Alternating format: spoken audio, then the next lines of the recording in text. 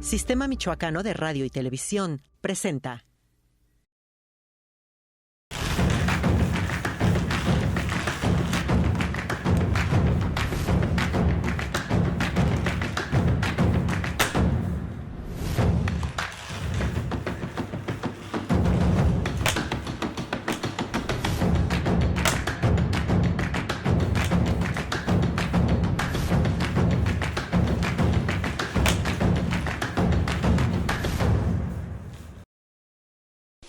¿Qué tal?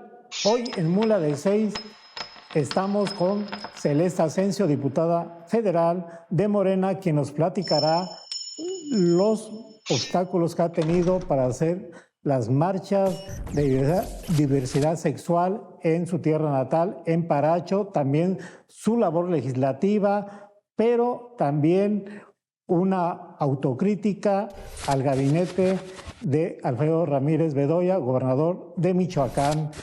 No se vaya.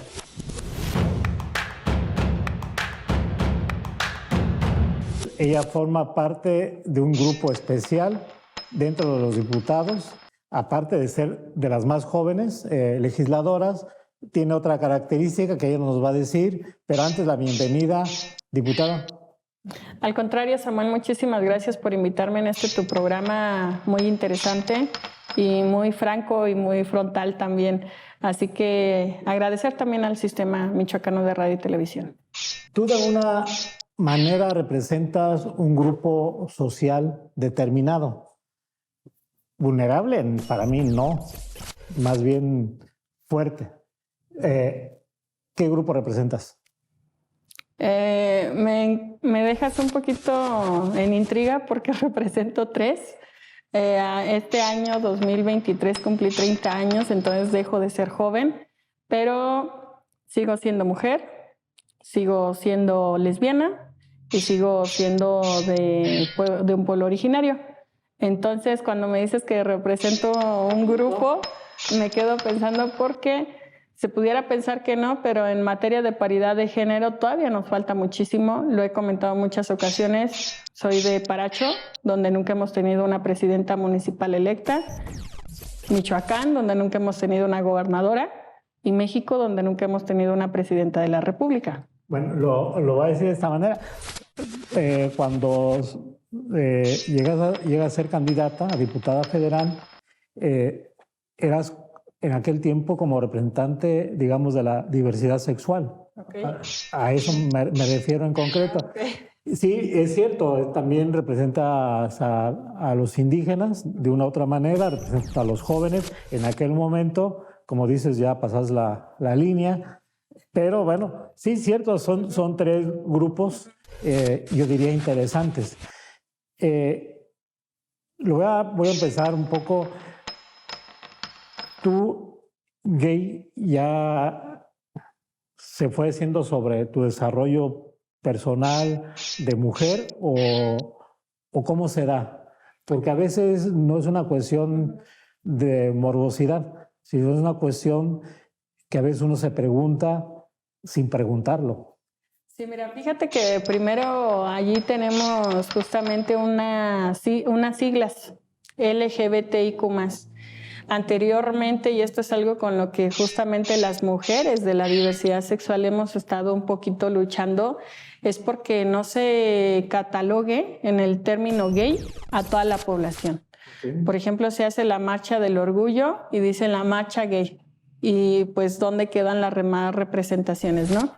Pero respondiendo un poco a tu pregunta, pues sí, se da sobre el camino, sobre la marcha. He comentado que gran parte del trabajo legislativo que realizo pues es en torno a la educación sexual.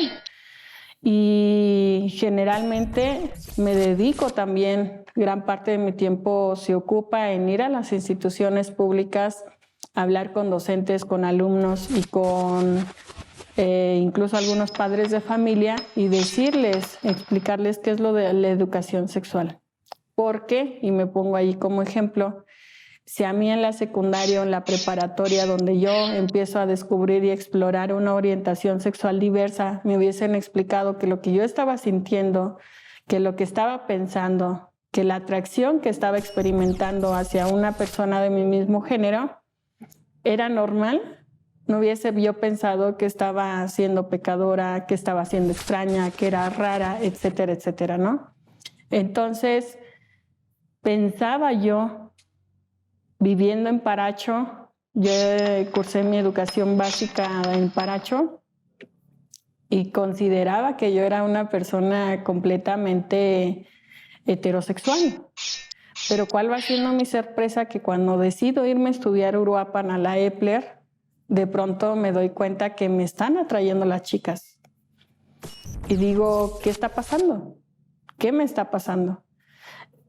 Creo yo y mantengo la teoría de que si me he quedado estudiando todavía en Cherán o en un lugar más cercano a Paracho, tal vez en este momento Celeste estaría casada, tal vez viviendo una doble vida, con hijos, y lo más seguro es que hubiese dejado de estudiar también. Y ahí vamos viendo la cuestión de Paracho, cuando vemos la percepción o los antecedentes que tenemos de las ciudades indígenas como Paracho, es un gran porcentaje donde hay machismo. Entonces, verte inmersa en ese tipo de situación es complicado, es difícil, ¿no? Transitar.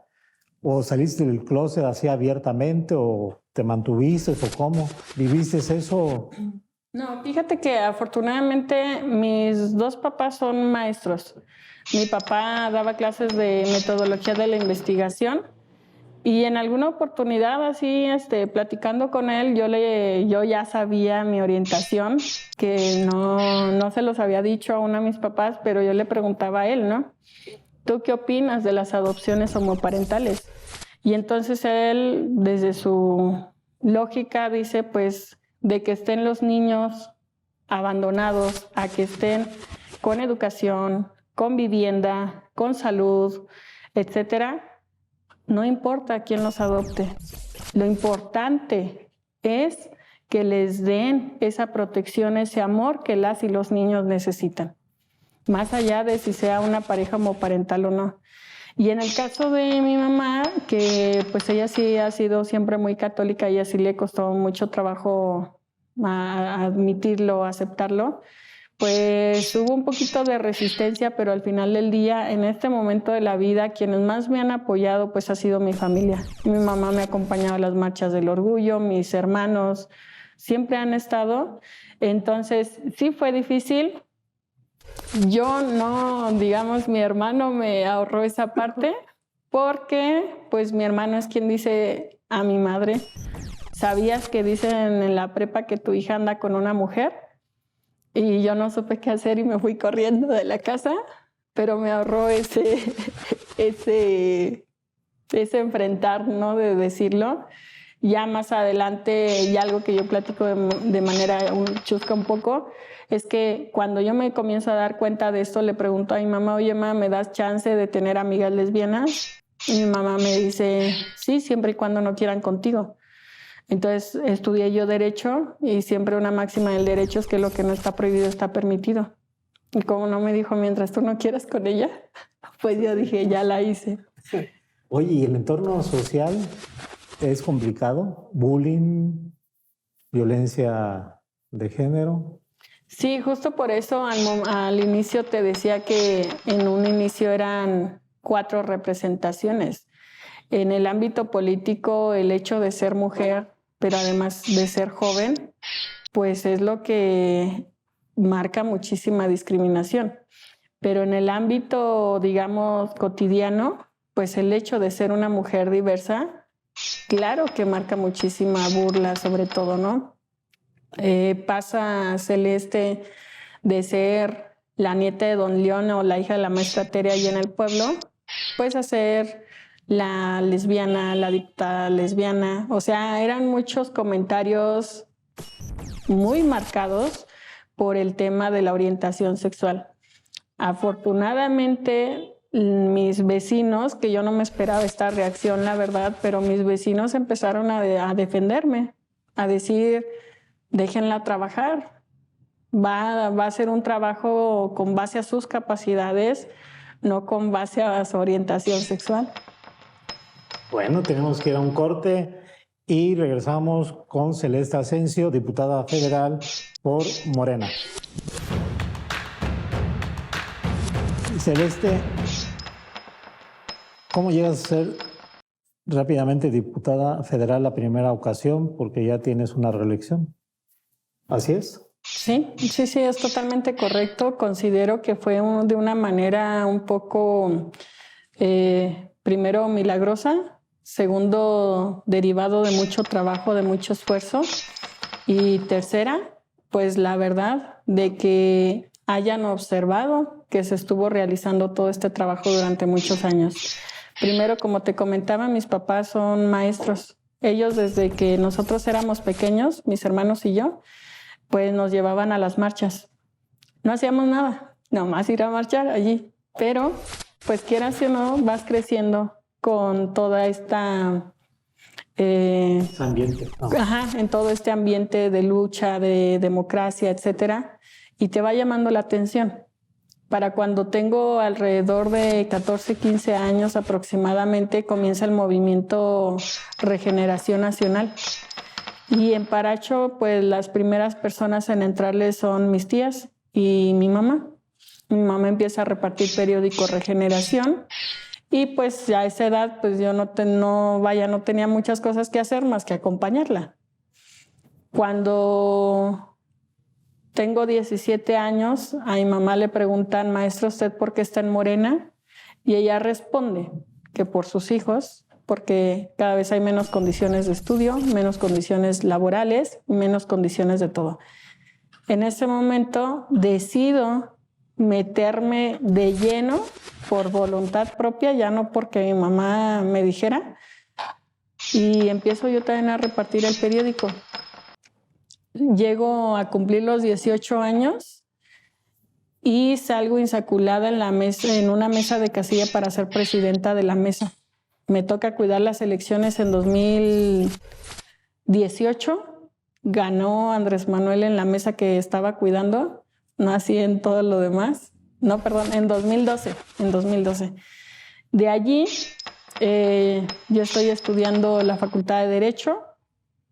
Me encanta la investigación y empiezo a hacer investigación en Buenos Aires, Argentina, sobre matrimonio igualitario y una comparación entre México y Argentina. Llego y están en Morena las consejerías para la nueva dirigencia estatal. Mi hermano me dice, oye, Reina, ¿y por qué no te metes a la contienda? Y le digo, va, está bien. Y quedo como consejera distrital en mi cabecera, que es 07 en Zacapu. Oye, Reina, ¿por qué no te metes a la Secretaría de Diversidad Sexual que tiene Morena? Y le digo, va. Y llego a la Secretaría de Diversidad Sexual del segundo Comité Ejecutivo Estatal. ¿Cómo? ¿Quién era el líder? Roberto Pantoja. Arzola, sí. Y de allí empiezo a trabajar. Mis fines de semana no eran de irme de antro, de irme de pachanga, ¿no? Mis fines de semana era salir de la escuela y regresarme a Paracho a conformar comités de protagonistas del cambio verdadero. Y así durante mucho tiempo se llega a un momento en el que hay que hacer los registros para las diputaciones locales y federales. Yo estaba muy renuente a quererme registrar porque yo decía, yo voté para que Morena no fuera partido político. Yo no quería que se convirtiera en lo mismo que todos los demás. Pero pues nos ganaron. Así que teníamos que seguir en el movimiento y llega 2017 aproximadamente, empiezan los preregistros para diputaciones y me piden que me registre como diputada local. Me piden mis amigos, pues. Entonces voy, hago el registro y como a los 15 días aproximadamente me mandan llamar de Ciudad de México para un congreso nacional al interior de Morena y es allí cuando estaba sentada con algunos otros compañeros y compañeras que Andrés Manuel comienza a nombrar a las personas que van a integrar la lista plurinominal de la 5ª circunscripción. Cuando llega al número 3, dice que es una mujer. Yo me había percatado que había muchas compañeras de Michoacán, pero yo no tenía idea de qué es lo que se iba a estar trabajando. Por lo mismo que yo en ese momento me había concentrado tanto en trabajar en mi municipio y que la verdad pues allá no es como que estamos muy enterados de lo que sucede en el estado a nivel nacional, pues no sabía. Incluso hasta te pudiera platicar, ¿no? O sea, en Paracho no tenemos central de autobuses. Me tuvo que llevar un primo de Paracho, Uruapan, casi a medianoche, porque a esa hora me estaban avisando que querían que fuera a la Ciudad de México. Y bueno, todo un rollo, ¿no? En fin, estamos en ese momento y Andrés Manuel dice primero que es mujer. Veo que mis compañeras se voltean a ver entre ellas. Luego dice que es joven. Veo que bajan la cabeza. Luego dice que es indígena y termina cerrando con que es actualmente secretaria de Diversidad Sexual del Estado de Michoacán. Tenía 25 años. En ese momento, pues, me di cuenta que tenía 4 interseccionalidades. Yo nunca las había observado porque siempre me percibí como una persona normal, como tendríamos que ser todos, independientemente de si tienes ojos de color o si tengo ojos cafés, ¿no? Y entonces, en ese momento, pues tomo el discurso del presidente, me lo apropio y empiezo a luchar por estas 4 interseccionalidades, que ya lo venía haciendo, pero no de manera consciente. Entonces, digamos, rápidamente se podría considerar, porque llegué a los 25 años, no tan rápidamente porque es un trabajo que había venido realizando desde al menos los 15 años. Y llegas allá y eres de las diputadas más jóvenes, ¿no? ¿O la más joven? Era la 3ª o 4ª más joven. Había un chico, Sebastián Aguilera, del estado de Chihuahua. Él era el diputado más joven y es nadador. Y había otra más joven. Otra más joven, Frida Esparza, del partido del PRD. Ella es de Zacatecas. ¿Y llegas a un mundo totalmente diferente? Totalmente diferente. ¿No te aplastó? Afortunadamente no, pero casi lo logran. Casi lo logran. ¿Y la trayectoria ahí, qué hiciste? Porque tenías 4 banderas, o tienes 4 banderas. ¿Presentaste iniciativas o nomás se levanta el dedo y lo que venga, lo que te digan? ¿O cómo fue tu trabajo en esa primera vez? Lo primero, había una consigna de parte de la población LGBTIQ+, para que existiera una comisión ordinaria de diversidad sexual. Okay. Venimos en un proyecto de austeridad, entonces lo que propuse fue que la Comisión de Juventud se llamara Juventud y Diversidad Sexual. Conformamos la primera comisión de diversidad sexual en América Latina e incluso en muchos lados a nivel internacional, donde esta comisión, ningún otro congreso en algunos otros países la tenían. Entonces, desde allí, claro que se viene un boom, porque pues yo no lo veía como algo posible. Teníamos, aunque éramos mayoría, seguimos teniendo bloques opositores, sobre todo del Partido Acción Nacional, pues que siempre había estado muy renuente a este tipo de comisiones y a este tipo de trabajos. En segunda, se viene el trabajo para la reforma educativa que había realizado Enrique Peña Nieto y que nosotros pues teníamos la convicción de volverla a trabajar para mejorarla, ¿no? Que no fuera una reforma laboral, sino realmente una reforma educativa. Fue la única reserva que se aprobó durante la discusión de esta reforma educativa al artículo 3 constitucional y que incluía educación sexual en todos los niveles de estudio, desde nivel básico hasta nivel superior. ¿Por qué? Con educación sexual vamos a prevenir, primero a nivel de infancia, vamos a prevenir acosos y violaciones sexuales. Si tú le explicas a un niño, no tienes por qué permitir que nadie te toque, estamos previniendo traumas para el resto de la vida de una persona. Vamos a un corte, Celeste, y regresamos contigo. Estamos en Mula de 6.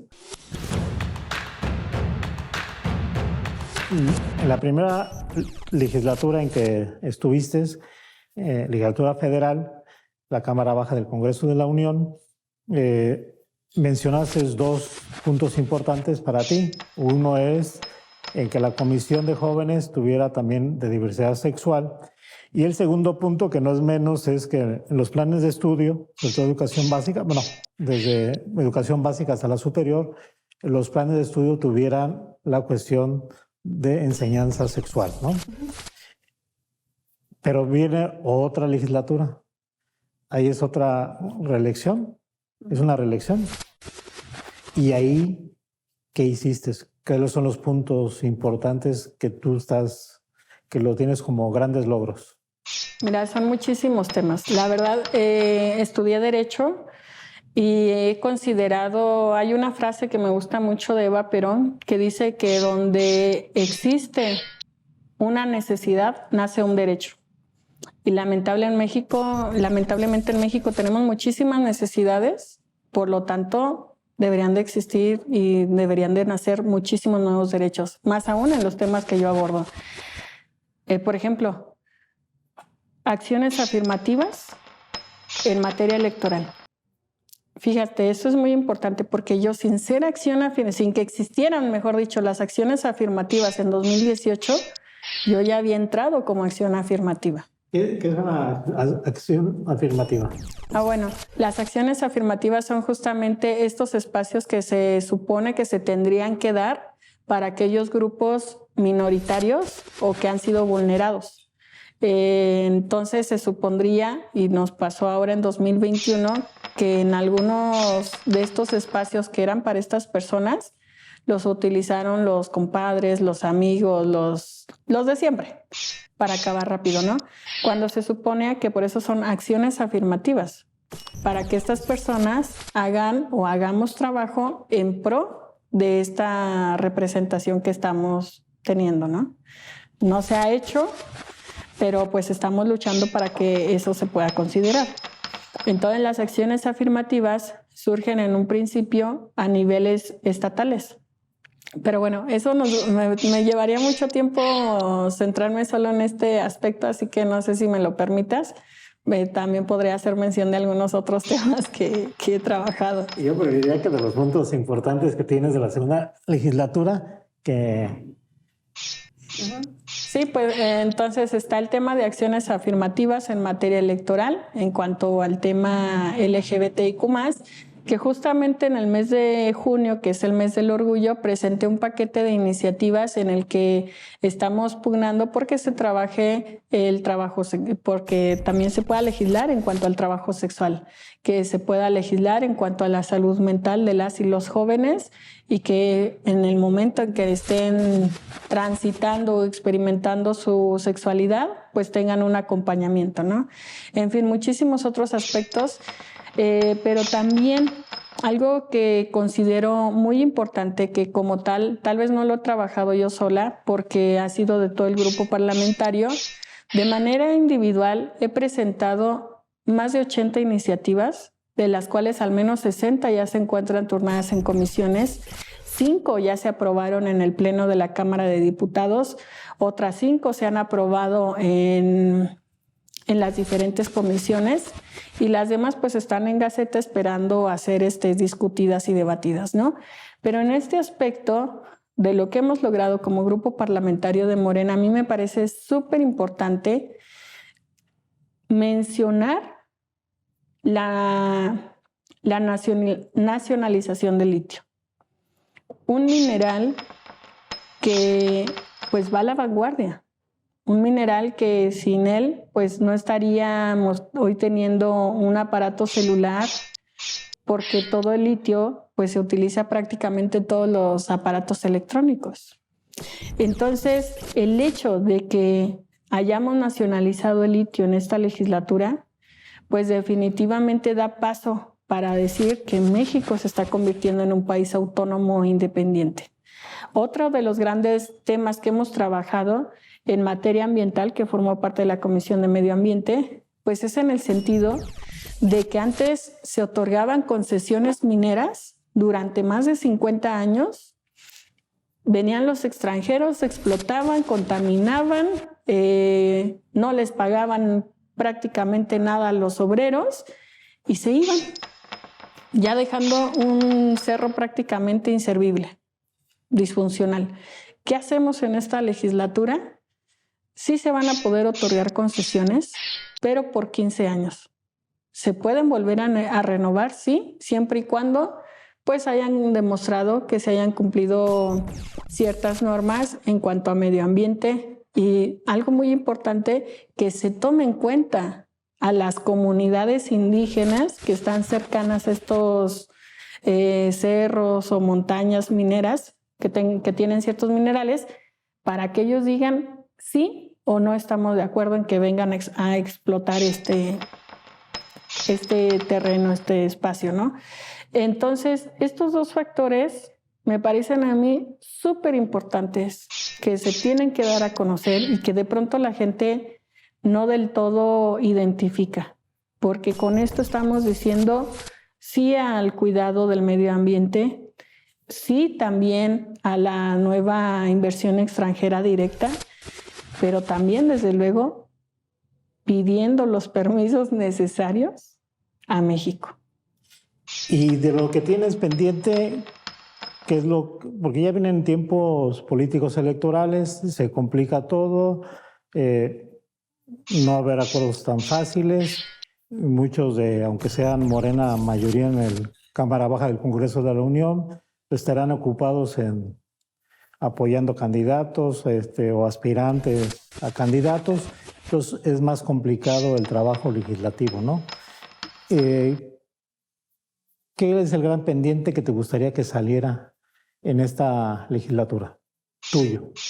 Desde la legislatura anterior he venido trabajando reformas constitucionales en materia de diversidad sexual, en la que, híjole, a veces por palabritas que pudieran parecer muy simples, la verdad es un trasfondo muy, muy grande, ¿no? El artículo 1 constitucional establece que está prohibida todo tipo de discriminación por preferencia sexual. Quienes pertenecemos a la población lésbico-gay hemos insistido en que no es preferencia. Yo no prefiero que me llamen lencha, tortillera, marimacha, etc. El término correcto tendría que ser por orientación sexual, identidades y expresiones de género. Considero que ese es uno de los grandes temas que nos faltan en materia constitucional. En muchísimos otros aspectos también creo que nos ha hecho falta subir a rango constitucional, que si bien es cierto ya tenemos en los 32 estados de la República el matrimonio igualitario, pues también tendríamos que hacer lo posible para que se mantuviera en nuestra Constitución y que ya cuando algún estado quiera darle de reversa, pues no sea para nada fácil, ¿no? En fin, son muchos los aspectos que se tienen que seguir trabajando, que, como te digo, a veces en este ámbito del derecho pareciera que vamos a la vanguardia, y digo pareciera porque si nos comparamos con países como Qatar, donde todavía la mujer tiene que pedirle permiso al hombre, pues México va súper adelantado. Pero si nos comparamos con otros países europeos, donde ya es obligación del Estado incluso darle un tratamiento a las personas trans, y aquí todavía ni siquiera se les reconoce como personas, vaya, nos falta mucho en diferentes materias, ¿no? Entonces, vamos a un corte y regresamos contigo con el tema de la marcha de diversidad sexual. Ahorita me dices estoy bien o mal, pero regresamos en Paracho, pero ahorita te voy a replantear la pregunta. Regresamos, estamos en Mula de 6 con Celeste Asensio, diputada federal de Morena. A mí me súper sorprendió el anuncio de una marcha. Algunos decían lesbianas, gay, lo que decías tú, diversidad sexual, en Paracho, teniendo en cuenta que la región purépecha o indígena es en gran parte machista. Entonces, sorprende que te hayas atrevido a hacer una marcha de ese tipo. ¿Te atreviste realmente? ¿Cómo se fue organizando? ¿Cómo llegó a la culminación? La primera, me refiero, ¿no tuviste amagos, amenazas, mentadas de madre, etcétera, etcétera? Pues mira, primero que sí me atreví, pues sí, claro que sí. O sea, yo lo he comentado ahí con los chicos del comité. Para mí, honestamente, es muy fácil venirme a la marcha de Morelia, irme a la marcha de Ciudad de México y regresar a Paracho de manera habitual, ¿no? Lo verdaderamente difícil es que en el pueblo donde creciste, donde todo mundo te conoce, donde ya te han señalado, vayas y digas, sí, esto soy. Y sí, me siento orgullosa de ser como soy. Y no soy la única, dense cuenta. Entonces, cuando empiezo a invitar a amigos, amigas a que hagamos la marcha, obviamente hubo personas que me dijeron no, hubo personas que dijeron, es que nadie sabe que yo soy gay, aunque todo el pueblo lo supiera. Hubo personas que dijeron, vale, vamos a hacerlo. Si tú estás loca, yo estoy loco, somos dos locos y se puede. En fin, ¿cómo está la organización? De esta manera empezamos a crear un comité organizador. Llegaron personas que no me hubiese imaginado y que yo agradezco muchísimo que hayan compartido también esta idea. Hubo amenazas, sí. Nosotros teníamos la iniciativa de sacar, ¿cómo se llaman? Cuando van anunciando en un carrito, perifoneo, de perifonear en las comunidades en español y en purépecha. Y entonces los comentarios, yo me la pasaría mucho tit, tit, tit, porque fueron de manera muy, muy personal y muy directa. Que esta vieja estaba loca, que bueno, muchísimas cosas que para qué te cuento. De muerte nada. Ajá. De muerte nada. No, de muerte nada, afortunadamente, pero sí comentarios sobre todo de adultos que decían, los jotos no existen en nuestros pueblos originarios. Otra que también dijeron mucho es que hagan su argüende, que hagan su cosa, pero que le quiten la palabra purépecha, porque los purépechas no somos así. El día que se vino la marcha, llegaron unos chicos vestidos de guare, toda la vestimenta, y ellos fueron los que recibieron la mayor cantidad de insultos. Chavos de la Caña de los 11 Pueblos, chavos de acá de Pichátaro, de Pátzcuaro, porque les dijeron que ellos cómo se iban a vestir de mujer, que era eso. Y entonces es lo que no nos damos cuenta, que nos sentimos tan orgullosos, tan orgullosas de ser purépechas, como nos sentimos tan orgullosos y tan orgullosas de tener una orientación, identidad o expresión de género distinta. Pero entiendo también este choque de ideas, porque yo respeto muchísimo a mis ancestros y a mis antepasados, pero también nosotros como jóvenes pues estamos pidiendo ese mismo respeto de allá para acá.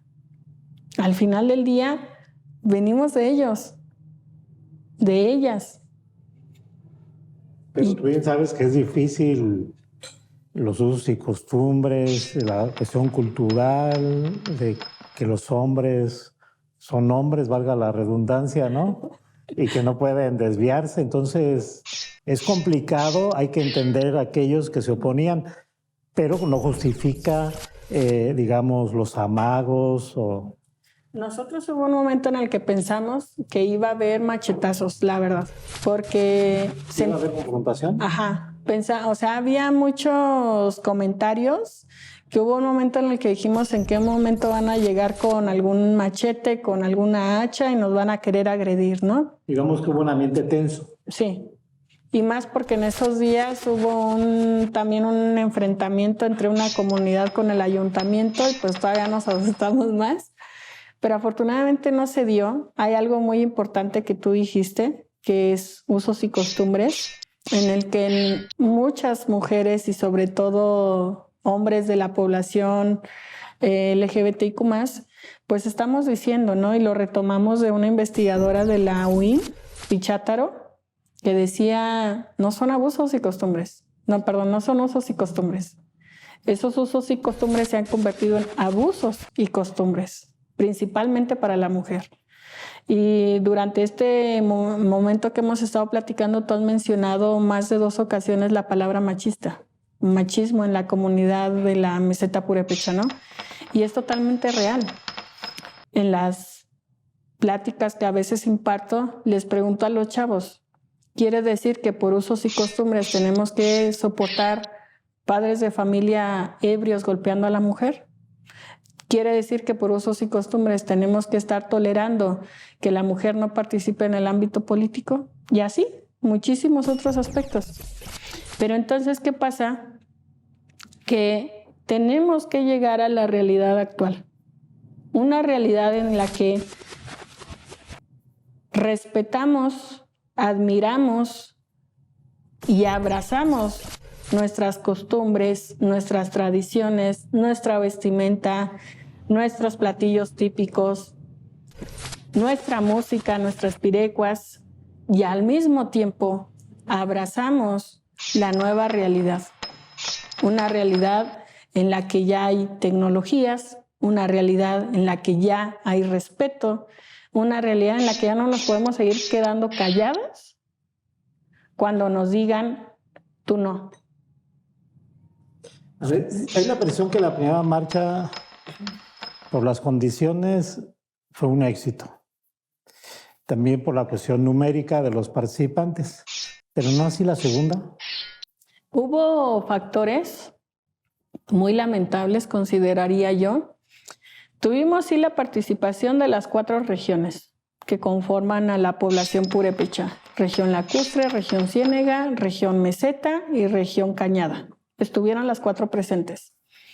Sin embargo, a diferencia de la primera, hay que tomar en cuenta varios factores, ¿no? Entre ellos, el de la seguridad.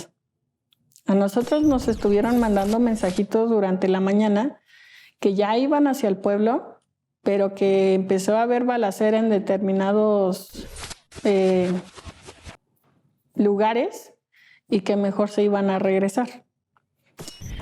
Otros que fueron a la marcha también allí mismo nos comentaron, saben que nos tenemos que retirar porque nos dicen que va a haber enfrentamiento y queremos alcanzar todavía el día, ¿no?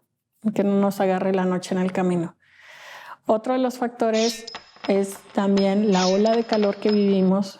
Nunca en Paracho habíamos sentido una calor tan horrible como la que sentimos en este momento. Y el horario pues se convocó a las 12 del día. Muchas personas todavía estaban trabajando e incluso hubo personas que llegaron como a las 5 preguntando que a qué hora iba a empezar la marcha, ¿no? Y todo así de, pues ya se acabó, ¿no? Pero, en fin. Y otro factor que agregaría yo, que quieras o no, pues es el político. Hace un año no estábamos previos a tiempos electorales, ni teníamos tan marcado a quién estás apoyando a nivel federal, ¿no? Y en esta ocasión sí. Entonces... Se complicó todo. De alguna manera, aunque yo pensaría que para los temas sociales no tendríamos que meter el tema político personal. Bien, vamos a un corte, regresamos, estamos con Celeste Asensio, diputada federal de Morena, regresamos.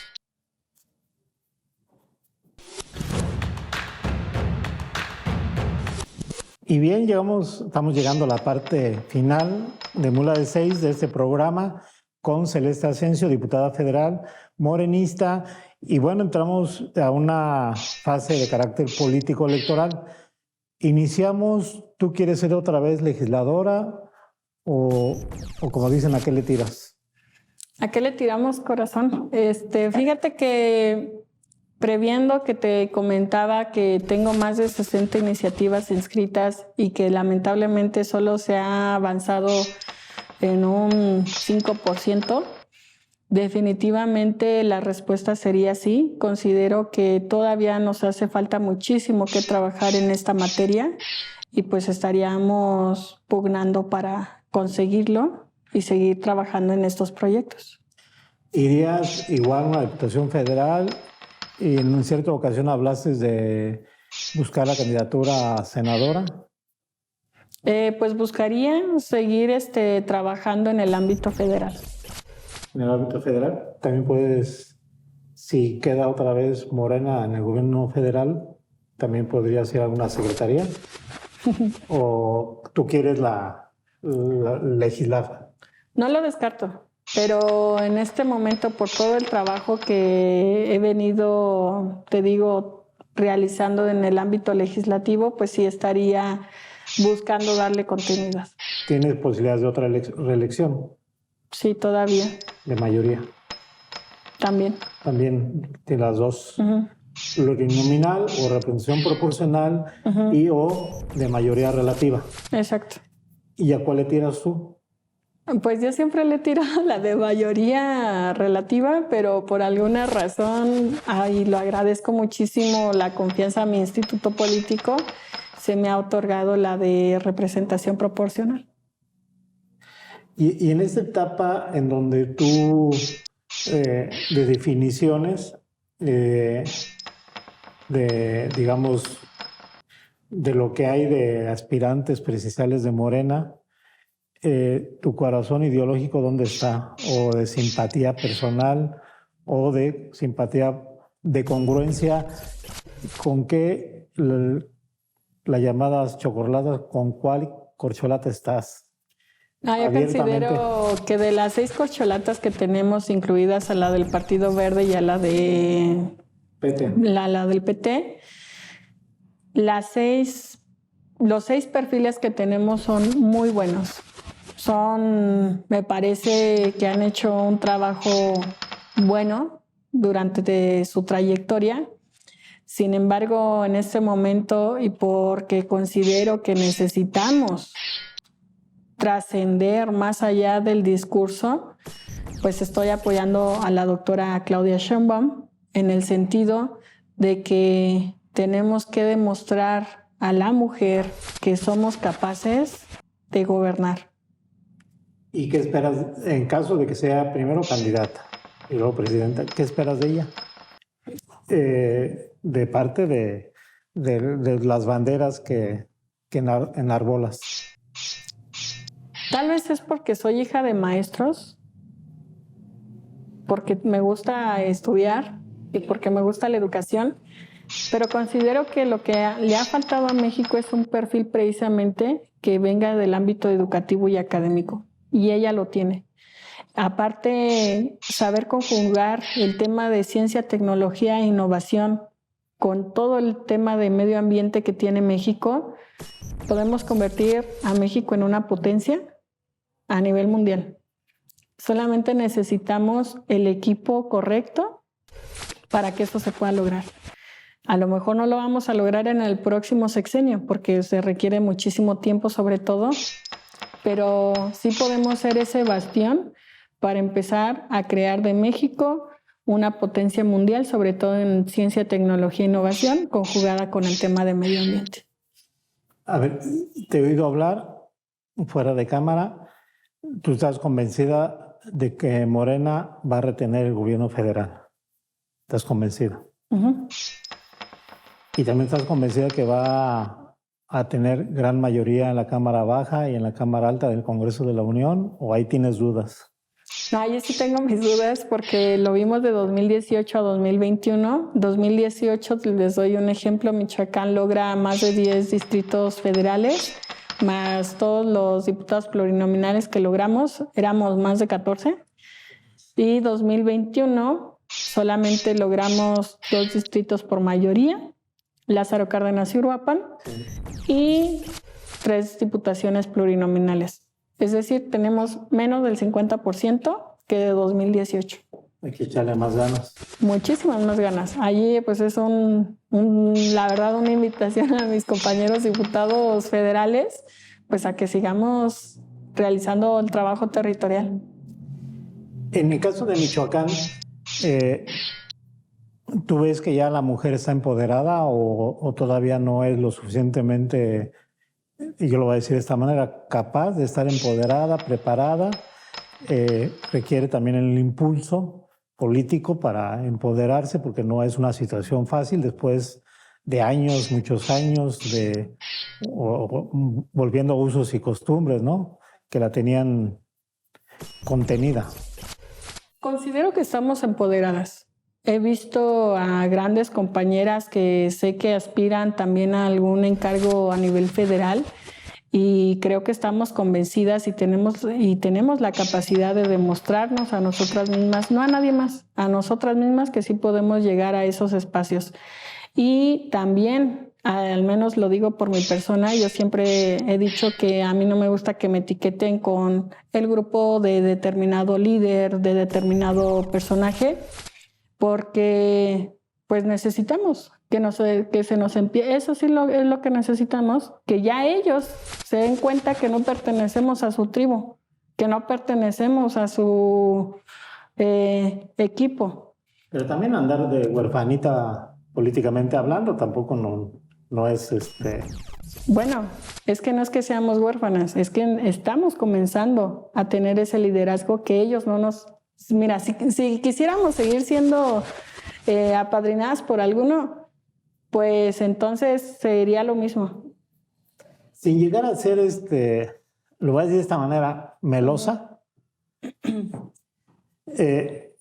no te voy a decir que los integrantes del gabinete, que me des 3 nombres mínimo de quienes están haciendo más su trabajo, pero sí quienes consideras que están haciendo un buen trabajo en el gabinete y también cómo lo está haciendo el propio gobernador, Alfredo Ramírez Bedoya. Es decir, ¿cómo ves al gobernador Alfredo Ramírez Bedoya y cuáles son sus 3 o más colaboradores que le están dando resultados a él como gobernador, pero en sus áreas correspondientes?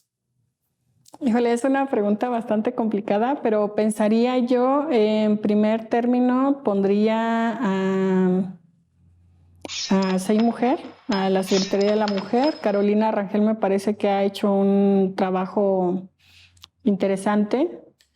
También considero que de parte de la Secretaría de Turismo se está levantando muchísimo y desde luego considero que una de las personas claves en este gobierno pues ha sido el mismo Luis Navarro.